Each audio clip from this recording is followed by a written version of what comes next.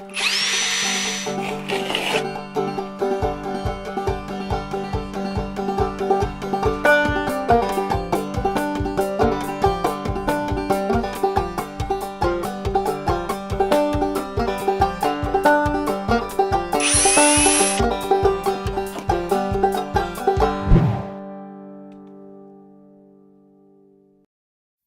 everybody, welcome to another episode of Tech Talk with me, R&D Lee.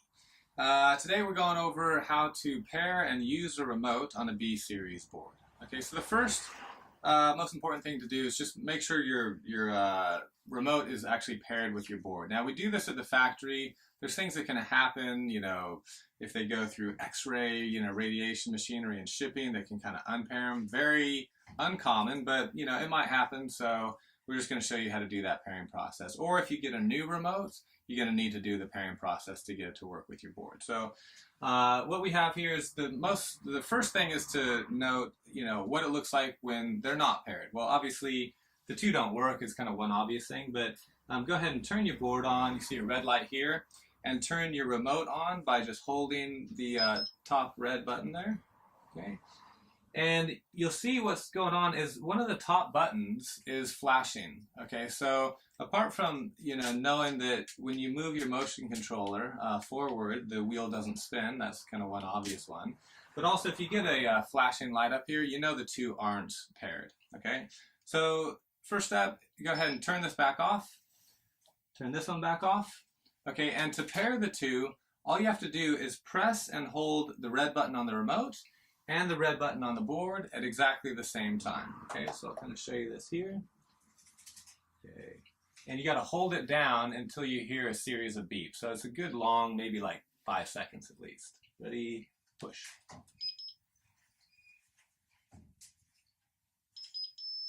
Okay, so you heard the beep beep, long pause, beep beep beep. And now what you see is you're getting the battery reading. It's not just kind of down on that bottom one for the battery lights. And also the top light is now solid. In theory, your remote should be working. And in fact, it is. Okay, so that's pairing. That's the pairing process right there. Pretty straightforward. While I have you though, I'd like to show you just a couple of other kind of tips and tricks on the remote, how to use this. So right now, I've been using the remote, accelerating, stopping, right?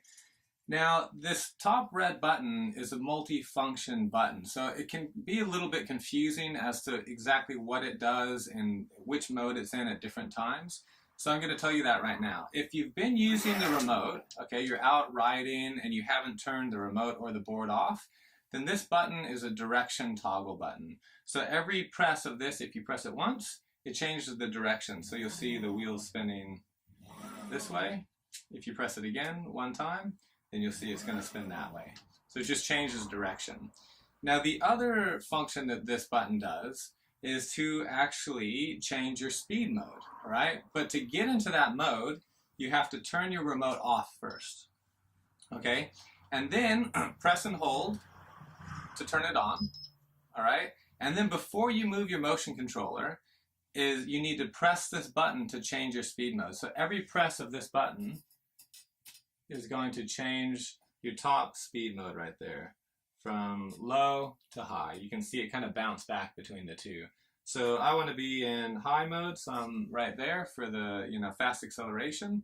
And then as soon as you go and accelerate, now that puts this button back into direction change mode. Okay, so you can only change your speed mode right after you turn on your remote, before you've moved the motion controller. All right, so the last thing to talk about is kind of a special function of the remote that a lot of people don't know about. For some people might find the low mode, the low power mode, is just a little bit too low power. Okay, so I'll show you kind of a nice little hack that you can kind of get into the remote and program exactly what you want in terms of your power. And there's all types of grades in between high and low. So to get into that mode, go ahead and turn your remote off, pull the motion controller back, and then while it's still back, you're going to turn your remote on, okay? And now at this point, you are in the power control mode. So every time you pull back on the brake, you're going to see these lights drop down a notch. So it goes from all solid to the top one flashing. And each time, the flashing ones are kind of like half modes. So as you pull down, you get to the lowest setting, which is just only one light at the bottom. I mean, ignore the light at the top. It's just the bottom 4 there, okay? So, and if you pull it down one more time, oh, sorry, that's the bottom one when it's flashing. And pull it down one more time, and you start back at the top, okay? So once again, down, you're 100% now, and then you're going down to, 90, 80, 70, 60, 50, 40, 30, and then that's the last one, and then coming up to 100 again. Now, you can also go the other direction where you can, say you're down to your 30%, you can come back up again, okay? So just by pushing forward on the motion controller, all right? So for me, I like to be in a full mode. Now this is only accessible through your high power mode, okay? So you have to be in high power mode in order to do this. Low power mode is just low power mode all the time. The only mode that you can actually adjust your power in is the high power mode. So for my high power, I like full power. Once I'm happy with that, go ahead and turn that back off. Now that power mode is set, and when you turn it back in, you're no longer in that mode. This goes back to being your battery level indicator, and this is your speed mode indicator.